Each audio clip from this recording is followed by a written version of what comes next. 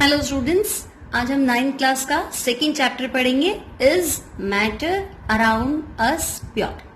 हमने first chapter discuss किया था, उसमें हमने मैटर के बारे में पढ़ा था, है ना।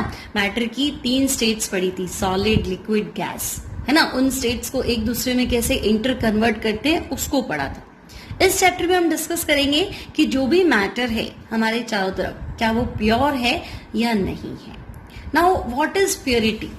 तो स्टूडेंट्स, आपकी बुक में 3 डायग्राम बने हुए हैं इस तरह से। देखिए, ये है salt, extra free flow iodised salt. ये है प्योर घी, ये है प्योर मिल्क। हम मार्केट में जाते हैं तो जो दूध वाला है, दूध बेचता है कि नहीं, एकदम शुद्ध दूध है, प्योर मिल्क है, प्योर घी है और प्योर सॉल्ट है। बट ये उनकी लैंग्वेज में प्योर है। अगर आप साइंटिफिक लैंग्वेज में किसी साइंटिस्ट के पॉइंट ऑफ व्यू से बोले तो ये प्योर नहीं है।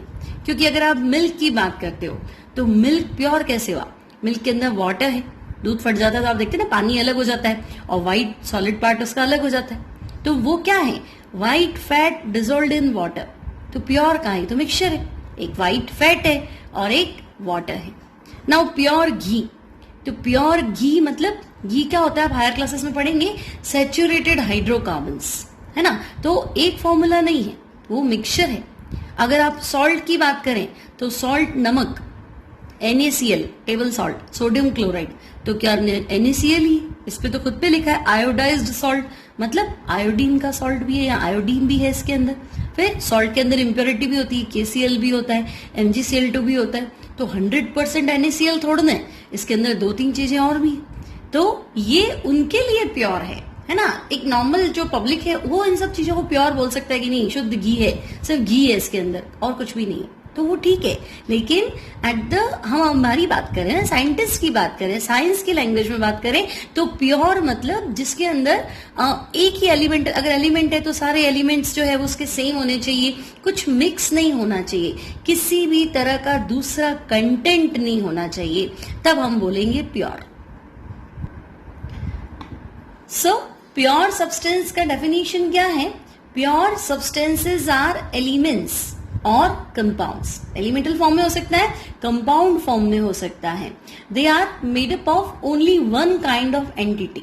मतलब अगर मैं आपको कहूं सिल्वर, चांदी, तो सिल्वर का सिंबल है Ag, है ना, capital A small g, Ag, silver. तो उसमें सारे जो एटम्स है वो Ag ही होने चाहिए, गलती से उसमें कार्बन नहीं आ जाए, गलती से उसमें Au, गोल्ड नहीं आ जाए, है ना। तो सिर्फ एक ही तरह की एंटिटी मतलब जो पार्टिकल्स उसके अंदर है वो, है ना, वो होने चाहिए। Now they can not be broken down into simpler entities by chemical और फिजिकल मेथड्स। अब Ag है तो अब इसको और कैसे ब्रेक करोगी? और अगर Ag का बड़ा मान लोगे ना, बड़ा पीस है, स्टोन है, चांदी का बहुत बड़ा पीस है आपके पास, तो उसको ब्रेक करोगे तो जो फाइनल एंटिटी है वो Ag है ना, उसको और कैसे ब्रेक किया जाएगा? सो इनको और ज्यादा हम ब्रोकन स्टेट में नहीं ला सकते, और ज्यादा स्प्लिट नहीं कर सकते। फिर इनका कंपोजिशन जो है वो भी फिक्स होता है, दे हैव फिक्स्ड कंपोजिशन। अब इनकी एग्जांपल्स है, कोई भी प्योर सब्सटेंस की बात करें, कुछ भी एग्जांपल लिख सकते हैं। जैसे आप सल्फर डाइऑक्साइड, कार्बन डाइऑक्साइड लिख सकते हैं, कार्बन मोनोऑक्साइड। तो जब मैं कह रही हूं सल्फर डाइऑक्साइड, तो फॉर्मूला है SO2। तो इसके अंदर और कुछ भी नहीं है, सारे मॉलिक्यूल, सारे पार्टिकल जो है वो SO2 ही होना चाहिए। या फिर डायमंड, तो डायमंड कार्बन का एलोट्रोप है, कार्बन का क्रिस्टलाइन एलोट्रोप है डायमंड, है ना। तो डायमंड का फॉर्मूला है C, कार्बन। तो उसमें सारे जो एटम्स है, सारी एंटिटीज जो है वो कार्बन ही होनी चाहिए। नाउ ग्रेफाइट, अब ग्रेफाइट क्या होता है? ग्रेफाइट भी कार्बन का क्रिस्टलाइन एलोट्रोप होता है, ज्योमेट्री डिफरेंट होती है। तो ग्रेफाइट, तो इसमें भी सारे एटम क्या है?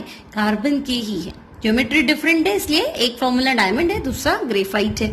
तो प्योर सब्सटेंस मतलब आप समझ गए, जिसके अंदर एक ही तरह की एंटिटीज होनी चाहिए, जिसका कंपोजिशन फिक्स होना चाहिए, है ना। ये एलिमेंट हो सकता है, कंपाउंड हो सकता है, और हम उसको कोई भी सिंपल फिजिकल या केमिकल मेथड से उसको और ज्यादा ब्रेक नहीं कर सकते, है ना। जैसे SO2 है तो अब इसको और ब्रेक नहीं करना है, SO2 अपने आप में एक कंपाउंड है, ठीक है, और प्योर है मतलब SO2 ही होना चाहिए। So students, a substance which has only one component and nothing else in it is called pure substance. जो अकेला ही है और उसके अंदर कोई भी मिक्स चीज नहीं है, उसे हम क्या कह देंगे? Pure substance. नाउ मिक्सचर्स, तो अगर एक चीज है, एक ही कंपोनेंट है तो प्योर है, और अगर आपने दो सब्सटेंस को मिक्स कर दिया किसी भी प्रोपोर्शन में, किसी भी रेशियो में, तो हम उसे क्या बोलेंगे? Mixture. Now properties of mixture, तो मिक्सचर में भी होमोजीनियस और हेट्रोजीनियस। अब होमोजीनियस क्या? तो अगर मैं आपको कहूं कि वाटर में शुगर ऐड कर दो, है ना, पानी में जब शुगर पूरी तरह से मिक्स हो जाती है, डिसॉल्व हो जाती है, तो आप उसको देख के थोड़ा ना कह सकते हैं कि इसमें शुगर डिसॉल्व हो रखा है, क्योंकि एक ही फेज में आ जाते हैं, दोनों मिक्स होने के बाद में एक फेज में आ जाते हैं, है ना। आपको पानी में शुगर घुली हुई है लेकिन वो आपको लिक्विड लगेगा, भले उसके अंदर सॉलिड है लेकिन अपीयरेंस तो नहीं है, तो वो होमोजीनियस। लेकिन अगर मैं आपको कहूंगी नहीं, वाटर में थोड़ा ऑयल मिला दो, तो ऑयल अपनी आइडेंटिटी छुपा नहीं पाता है, ऑयल आपको अलग से नजर आएगा, वाटर आपको अलग से नजर आएगा, तो उसे हम कहेंगे हेट्रोजीनियस। या फिर हम कहें बादल, क्लाउड, तो क्लाउड क्या होता है? आपको लगेगा क्लाउड, तो क्लाउड एक सिंपल एक कंपोनेंट है, लेकिन एक कैसे है? आप देखो, क्लाउड मतलब water droplets suspended in air, हवा में जो पानी की छोटी छोटी बूंदे हैं उसे तो हम कह रहे हैं क्लाउड। तो एयर भी है और वाटर भी है और मिक्सचर को तुम क्या कह रहे हो? क्लाउड, तो वो हेट्रोजीनियस है।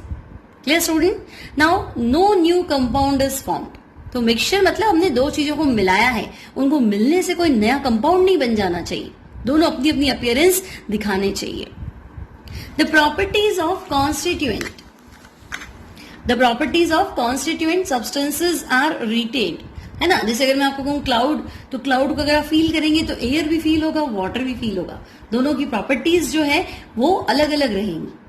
Now elements can be separated by simple physical process, तो जो भी आपका मिक्सचर है उसके दोनों कंपोनेंट, तीनों कंपोनेंट जितने से मिलके बना है, उनको हम क्या कर सकते हैं? फिजिकल प्रोसेस से सेपरेट कर सकते हैं। Now it does not have a fixed melting and boiling point, तो फिक्स्ड कैसे होगा स्टूडेंट? दो चीजें हमने मिक्स की है तो दोनों का बॉइलिंग पॉइंट तो सेम होने से रहा, और ना ही उनका मेल्टिंग पॉइंट भी सेम होने से रहा। अगर मैं आपको कहूं मिट्टी, सॉइल, तो सॉइल प्योर कैसे हुआ? सॉइल के अंदर छोटे छोटे हम देखते हैं जो कंक्रीट मिला मान लो, या छोटे छोटे स्टोन पार्टिकल्स जो है वो होती है ना, तो फिक्स्ड मेल्टिंग पॉइंट नहीं होगा, फिक्स्ड बॉइलिंग पॉइंट नहीं होगा। फॉर एग्जाम्पल सी वाटर, तो सी वाटर मतलब वाटर तो है लेकिन समुद्र का पानी खारा होता है ना, सॉल्टी होता है। क्यों? क्योंकि उसमें बहुत सारे सॉल्ट्स होते हैं, तो मिक्सचर हो गया। नाउ सॉल्ट सॉल्यूशन, अगर आपने वाटर में नमक को घोल दिया तो सॉल्ट अपनी अपीयरेंस दिखाएगा, है ना। आप देख के नहीं कह सकते हो होमोजीनियस है, बट जब आप उसको केमिकल टेस्ट करते हो तो सॉल्ट का टेस्ट हो जाएगा। शुगर सॉल्यूशन, शुगर अलग है, वाटर अलग है, तो दोनों जने मिक्स है, तो वो मिक्सचर है। टी, चाय, टी लीव्स नहीं है स्टूडेंट्स, टी, है ना, तो चाय कैसे बनाएंगे? वाटर भी होगा और टी लीव्स भी होंगी। Now coffee, tap water, paint etcetera, ये सब क्या है? मिक्सचर है। नाउ स्टूडेंट मैटर, मैटर मतलब सब्सटेंसेस, इसको हमने दो पार्ट में डिवाइड कर दिया, प्योर भी हो सकता है और मिक्सचर। मिक्सचर मतलब हमने दो जनों को मिलाया है, दो सब्सटेंस को मिलाया है, यानी इम्प्योर हो गया। तो matter can be divided in two parts, pure substance and impure substance, यानी कि मिक्सचर। अब जो प्योर है वो एलिमेंट फॉर्म में भी हो सकता है और कंपाउंड फॉर्म में भी हो सकता है। और मिक्सचर अभी हमने पढ़ा था दो टाइप का होता है, होमोजीनियस और हेट्रोजीनियस। नाउ जो होमोजीनियस मिक्सचर है उसे हम कहेंगे सॉल्यूशन, जैसे salt in water, sugar in water. और जो हेट्रोजीनियस सब्सटेंस है, हेट्रोजीनियस मिक्सचर है, उसे हम कहेंगे सस्पेंशन या कॉलॉइड्स। ये भी सॉल्यूशन ही है, सस्पेंशन यानी डस्ट इन वाटर। तो देखो वाटर भी है, डस्ट भी है, लेकिन कंप्लीटली मिसिबल नहीं है ना, दोनों क्या है? इमिसिबल है, अपनी अपनी अपीयरेंस देख के भी आप बता सकते हो उनको, ठीक है, तो वो हो गया हेट्रोजीनियस। जबकि होमोजीनियस मतलब देख के आप नहीं बता सकते हो, फेज आपको एक ही मिलेगा। लाइक शुगर इन वाटर, तो शुगर इन वाटर है लेकिन फेज तो लिक्विड ही है ना, सॉल्यूशन फॉर्म में है वो। तो अगर होमोजीनियस मिक्सचर है तो हम सॉल्यूशन बोलेंगे, और हेट्रोजीनियस मिक्सचर है तो हम उसे सस्पेंशन या कॉलॉइड्स बोलेंगे। नाउ प्योर सब्सटेंस को हमने दो में डिवाइड किया, एलिमेंट और कंपाउंड। अब एलिमेंट मैंने आपको बताया था मेटल भी हो सकता है, नॉन मेटल भी हो सकता है और मेटेलॉइड भी हो सकता है। जो मेटल और नॉन मेटल दोनों की प्रॉपर्टी कैरी करता है उसे मेटेलॉइड भी बोलते हैं। और कंपाउंड्स, तो compounds organic and inorganic. Organic मतलब जिसमें कार्बन का होना मस्ट है, कार्बन होगा तो ऑर्गेनिक, और कार्बन नहीं है इट मीन्स इनऑर्गेनिक। तो स्टूडेंट्स आपको क्लासिफिकेशन समझ में आ गया। मैटर को हमने 2 पार्ट्स में डिवाइड किया, pure substance, impure substance. Pure substance में है एलिमेंट और कंपाउंड, एलिमेंट में मेटल, नॉन मेटल और मेटलॉइड, कंपाउंड में organic and inorganic. Similarly impure substance यानी कि मिक्सचर को हमने 2 पार्ट्स में डिवाइड किया, homogeneous mixture, heterogeneous mixture. Homogeneous mixture को हमेशा सॉल्यूशन बोलेंगे, हेट्रोजीनियस मिक्सचर को हम सस्पेंशन या कॉलॉइड बोलेंगे। Clear students? Now pure substance is of 2 types, may be element और मे बी कंपाउंड। अब एलिमेंट क्या है? तो कोई भी सब्सटेंस का जो सिंपलेस्ट फॉर्म है, जो बेसिक फॉर्म है, वो एलिमेंट है। फॉर एग्जाम्पल मैं आपको कहूँ गोल्ड, तो गोल्ड का मान लो आपके पास एक पीस है, आप उसको ब्रेक करो, छोटा पीस हो गया, और ब्रेक करो और छोटा पीस हो जाएगा। अब ब्रेक करते जाओ करते जाओ करते जाओ, तो जो बिल्कुल स्मॉलेस्ट फॉर्म आएगा, है ना, मे बी हम उसे देख नहीं पाए, ठीक है। तो कोई भी सब्सटेंस का जो सबसे सिंपलेस्ट या बेसिक फॉर्म है उसे हम क्या कहेंगे? एलिमेंट। क्लियर? जो बिल्कुल एक छोटा सा पार्टिकल आपको नजर आ रहा है वो एलिमेंट, जिसे देख भी ना पाए उसे हम बोलेंगे atom. Clear? So an element is the simplest or basic form of pure substance which cannot be broken into anything simpler than it by physical or chemical methods. भी आपने गोल्ड को ब्रेक किया तो गोल्ड का formula है AU, है ना। अब आप ब्रेक करो, कितना भी ब्रेक करो, कितना भी छोटा पार्टिकल लिया हो तो AU है तो AU ही रहेगा, या सिल्वर Ag है तो Ag ही रहेगा। तो कोई भी फिजिकल मेथड हो, केमिकल मेथड हो, उसको ब्रेक नहीं कर पाएंगे तो उसे हम बोलेंगे एलिमेंट। सबसे सिंपलेस्ट फॉर्म एलिमेंट ही रहेगा। क्लियर?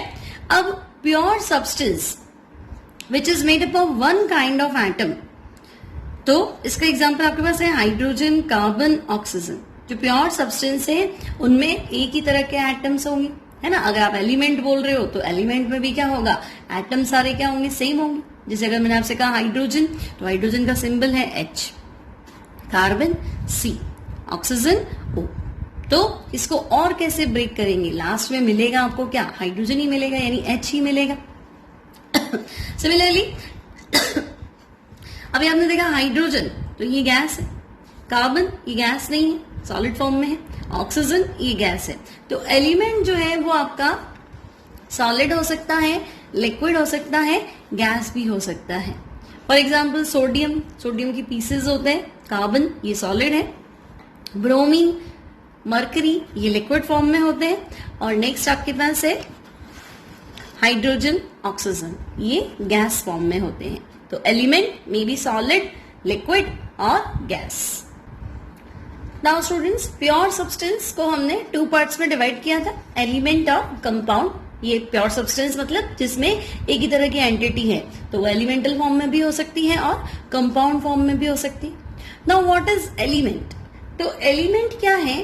कोई भी सब्सटेंस का सिंपलेस्ट फॉर्म है, बेसिक फॉर्म है, जिसको हम आगे कोई भी फिजिकल या केमिकल मेथड से ब्रेक नहीं कर सकते। लाइक कार्बन, तो कार्बन क्या है? एलिमेंट है। अब हम इसे और जाके ब्रेक कैसे करेंगे? कोई चीज कार्बन की बनी हुई है, आप उसको ब्रेक कर दो, सबसे छोटा पार्टिकल लिया हो तो जो सबसे छोटा पार्टिकल है वो भी तो कार्बन ही है ना। तो एलिमेंट इज द सिंपलेस्ट और basic form of pure substance which cannot be broken into anything simpler than it by physical or chemical method. उससे ज्यादा सिंपल आप क्या बनाओगे भाई? कोई भी चीज का सबसे छोटा एटम, सबसे छोटा पार्टिकल आप लिया है ना, तो उसे हम बोलेंगे element. Now element is pure substance which made up of 1 kind of atoms only. यानी अगर मैंने आपको कहा कि सिल्वर एक एलिमेंट है, तो सिल्वर में सारे एटम Ag है, कुछ मिक्स नहीं है। अगर मैंने आपसे कहा हाइड्रोजन, है ना, तो हाइड्रोजन एक एलिमेंट है, तो उसमें सारे एटम क्या है? H, कार्बन तो सारे एटम C, ऑक्सीजन तो सारे एटम O। नाउ जो एलिमेंट्स है वो सॉलिड भी हो सकते हैं, लिक्विड भी हो सकते हैं और गैस भी हो सकते हैं। तो अगर मैं आपसे कहूँ नेचर में हाइड्रोजन है, ऑक्सीजन है, नाइट्रोजन है, आर्गन है, हीलियम है, नियॉन है, ये सब क्या है? ये सब गैस फॉर्म में है। अगर मैं आपसे कहूं कार्बन है, तो कार्बन क्या है, सॉलिड फॉर्म में है। सोडियम है, पोटेशियम है, कैल्शियम है, ये सब क्या है, सॉलिड फॉर्म में है। और अगर आपसे कहा जाए मरकरी, है ना, आपने सुना होगा एक ऐसा मेटल जो लिक्विड फॉर्म में है, दैट इज मरकरी। तो मरकरी है, ब्रोमीन है, वो लिक्विड फॉर्म में है। So elements can be solid, liquid और gas. Sodium carbon solid state में है, ब्रोमीन मरकरी लिक्विड फॉर्म में है, हाइड्रोजन ऑक्सीजन गैस फॉर्म में।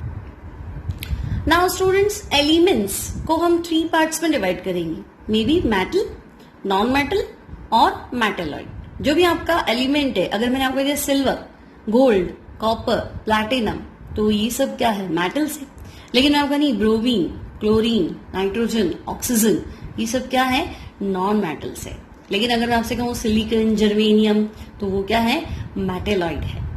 तो मेटल्स क्या, तो मेटल एक एलिमेंट है जो मेलिएबल है, डक्टाइल है and conduct heat and electricity. Now malleable क्या है, डक्टाइल क्या है, इसको हम नेक्स्ट टर्न पे डिस्कस करेंगे। और एग्जाम्पल्स क्या है मेटल की, तो copper, silver, gold, sodium, potassium, ये सब क्या है, मेटल की एग्जाम्पल्स है। नॉन मेटल, तो नॉन मेटल मेटल से थोड़ा डिफरेंट होते हैं, है ना। अब नॉन मेटल जनरली गैस है, हमेशा गैस हो ऐसा जरूरी नहीं, जैसे कार्बन, सल्फर, ये सॉलिड फॉर्म में होते हैं। तो ये जनरली क्या होता है, इलेक्ट्रिसिटी को कंडक्ट नहीं करते हैं। लेकिन एक्सेप्शन है ग्रेफाइट, ये क्या करता है तो नॉन मेटल लेकिन इलेक्ट्रिसिटी कंडक्ट करता है ना। एक्सेप्शन आपको मिलेगा डायमंड, है तो नॉन मेटल लेकिन वो हीट कंडक्ट करता है। सिमिलरली मेटेलॉइड्स, तो मेटेलॉइड्स मतलब जिनमें मेटल और नॉन मेटल दोनों की ही कैरेक्टर्स होते हैं, उसे हम बोलेंगे मेटेलॉइड। मेटेलॉइड के एग्जाम्पल है boron, B representation, silicon, SI, germanium, GE, arsenic, AS, tellurium, TE, antimony, SB, है ना। ये सारे एग्जाम्पल से आपको ऐसे भी याद रख सकते हैं, जैसे भोले, शिवजी, शिव मतलब सिलिकॉन, भोले यानी बोरॉन, शिव मतलब सिलिकॉन, शिवजी यानी जर्मेनियम, SC आर्सेनिक, टेरी टेलुरियम, आत्मा एंटीमनी। भोले, शिव जी, SC, तेरी, आत्मा, ये सब जो है एंटीमनी बोलते हैं, सिंबल इसका SB है ना। ये सब जो है ये क्या है, मेटेलॉइड्स है। Now students, comparison among properties of metals and non metals. तो हमें देखता है मेटल और नॉन मेटल कैसे डिफरेंशिएट होते हैं। तो देखो, मेटल जो होते हैं, अगर मैं आपको कहूं कि है ना आयरन, तो आप कहेंगे आयरन तो मेटल है। तो आयरन क्या है, स्ट्रांग है, टफ है। लेकिन अगर मैं आपको कहूं कार्बन या कोयला, कोयला क्या है, कोक, कार्बन, है ना, तो वो टफ नहीं है, स्ट्रांग नहीं है। तो metals are strong and tough, non metals are not strong. Next है, metals have high tensile strength. अब टेंसाइल स्ट्रेंथ क्या है, तो मैंने आपको कहा कि आप कागज ले लो, तो आप उसको इजीली टीयर कर सकते हो, है ना, कागज को हम फाड़ सकते हैं। लेकिन अगर मैं आपको कहूंगी नहीं, एक आयरन की पतली सी है ना शीट ले लो, उसको फाड़ो, उसको टीयर करो, तो आप कहोगे कि नहीं, दैट्स नॉट पॉसिबल। तो मेटल का जो टेंसाइल स्ट्रेंथ है, मतलब जब हम उसे खींचते हैं तो फटता नहीं है ना, तो उनका टेंसाइल स्ट्रेंथ क्या होता है, बहुत हाई होता है। लेकिन नॉन मेटल्स के साथ टेंसाइल स्ट्रेंथ हाई नहीं होता है। Next, metals are sonorous. अब आप कोई भी मेटल ले लो, चाहे आप गोल्ड ले लो, चाहे सिल्वर ले लो, चाहे कॉपर ले लो, प्लैटिनम ले लो, जब आप उस पर टन टन करोगे, रिंगिंग करोगे, तो उसमें क्या आएगी, साउंड आएगी, है ना। तो मेटल्स जो है वो साउंड प्रोड्यूस करते हैं। बेल वगैरह होती है जो वो किसकी होती है, घंटी किसकी बनाते हैं अपन, स्कूल की जो बेल होती है ना, उसमें क्या होता है, मेटल होता है। मेटल की आयरन की बेल ले लो, उस पर किसी भी चीज से मारो, पत्थर से मारो, चाहे दूसरे मेटल से मारो, तो वो क्या करता है, आवाज करता है, रिंगिंग साउंड प्रोड्यूस करता है। मीन्स मेटल्स को बीट करते हैं, स्ट्रक करते हैं, तो साउंड आता है, साउंड प्रोड्यूस करते हैं, इसे हम कहते हैं sonorous. So metals are sonorous, लेकिन नॉन मेटल के साथ ऐसा नहीं है। Next, metals are lustrous and can be polished. अब जो मेटल है वो हमेशा उनकी सरफेस जो होती है वो शाइनी होती है, चमकते हैं। लेकिन नॉन मेटल्स के साथ ऐसा नहीं होता है। बट एक नॉन मेटल आपको मिलेगा आयोडीन, है ना। आयोडीन की जो सरफेस है, आयोडीन वायलेट कलर का होता है, तो उसकी जो सरफेस है वो थोड़ा शाइन करती है। नाउ मेटल्स आपने देखा है रूम टेम्परेचर पे क्या होते हैं, सॉलिड होते हैं, लेकिन मरकरी एक ऐसा मेटल है जो रूम टेम्परेचर पे क्या होता है, लिक्विड होता है। अब नॉन मेटल सॉलिड भी हो सकते हैं, लिक्विड भी हो सकते हैं और गैस। लाइक मैंने आपको कहा था कार्बन तो सॉलिड था, ब्रोमीन तो लिक्विड है और बाकी हाइड्रोजन, ऑक्सीजन, नाइट्रोजन ये सब क्या है, गैस है। नेक्स्ट प्रॉपर्टी है metals are good conductor of heat and electricity. तो आप सोचो इलेक्ट्रिक जो वायर बनते हैं वो सारे किसके होते हैं, मेटल के ही तो होते है ना। कॉपर का वायर होता है, आयरन का वायर होता है ना। सिल्वर तो बेस्ट कंडक्टर ऑफ इलेक्ट्रिसिटी है। तो इलेक्ट्रिसिटी मेटल्स आराम से कंडक्ट करते हैं। और हीट, तो हीट जैसे मान लो कि आपने एक आयरन की रॉड ले ली है ना, तो अगर आप उसको एक साइड से हीट करो तो दूसरी साइड से क्या हो जाएगी, अपने आप हीट हो जाएगी, गर्म हो जाएगी। मतलब हीट क्या करती है, कंडक्ट करती है। या बहुत बार हम जब खाना बनाते हैं तो चम्मच का एक साइड तो चलो गैस के कांटेक्ट में है ना, जिसमें खाना बन रहा है उस पैन के कांटेक्ट में, लेकिन दूसरी साइड हम देखते हैं अपने आप क्या हो जाता है, हीट हो जाता है, गर्म हो जाता है। मतलब metal is the good conductor of heat as well as electricity. लेकिन नॉन मेटल्स में ना तो हीट प्रोड्यूस होती है ना ही इलेक्ट्रिसिटी। बट प्रॉब्लम क्या है कि diamond is the good conductor of heat, similarly graphite is the good conductor of electricity. Now metals are malleable and ductile. अब मेलिएबल क्या होता है, तो अगर आपके पास कोई भी मेटल है ना, मेटल का पीस है, मान लो आयरन का पीस है, तो हम उससे हैमर से उसको हथौड़े से पीट कर उसकी थिन शीट्स बना सकते हैं। आपने देखा होगा कि आयरन की थिन शीट्स होती है, एल्यूमिनियम की भी थिन शीट्स होती है। तो मेटल को हैमर करके हम पतली पतली चादरों में कन्वर्ट कर सकते हैं, थिन शीट्स बना सकते हैं। लोहे के दरवाजे होते हैं ना, वो क्या होता है, मेटल की शीट ही तो होती। तो मेटल को हैमर करके थिन शीट्स में कन्वर्ट करना इज मेलिएबिलिटी। और हम मेटल को, शीट को या मेटल को पतले पतले तारों में कन्वर्ट कर सकते हैं। They can be drawn into thin wires, तो इसे हम कहते हैं डक्टिलिटी। सो मेटल्स जो है वो मेलिएबल भी होते हैं, डक्टाइल भी होते हैं। लेकिन नॉन मेटल के साथ ऐसा नहीं है। अगर मैं आपको कहूँ कोयले का पीस है, कार्बन है, नॉन मेटल है, तो वो ब्रिटल होता है, टूट जाता है। तो ना तो हम उसकी कोई शीट बना सकते हैं, ना उसका कोई पतला तार बना सकते है ना। हम सुनेंगे कार्बन का तार बनाया, कार्बन तो नॉन मेटल है, तार कैसे बनेगा। लेकिन अगर मैं आपको नहीं लोहे का तार बनाया, चांदी का तार बनाया, सोने का तार बनाया, तो पॉसिबल है। क्लियर। तो non metals are brittle and they neither be malleable nor ductile. Now आपके पास एक क्वेश्चन है, state 2 reasons for believing that copper is metal and sulphur is non metal. तो स्टूडेंट्स 2 क्या बहुत सारे रीजन दे सकते हैं कि कॉपर मेटल है, तो तुम कहोगे कॉपर सॉलिड है, हार्ड है, और कॉपर में लश्यर है, मेटालिक लश्यर होती है इसके अंदर। फिर copper is the good conductor of heat and electricity. फिर कॉपर को हम थिन शीट में कन्वर्ट कर सकते हैं, वायर में कन्वर्ट कर सकते हैं, मींस मेलिएबल है, डक्टाइल है। लेकिन अगर हम सल्फर की बात करें तो सल्फर में ना तो कोई करंट आएगा है ना, तो bad conductor of electricity as well as वो हीट भी पास नहीं करेगा, तो it is bad conductor of heat and electricity. Sulphur को हैमर करेंगे तो टूट जाएगा पीसेस के अंदर, यानी ना तो वो मेलिएबल है ना ही डक्टाइल है। Clear students? So copper is metal and sulphur is non metal.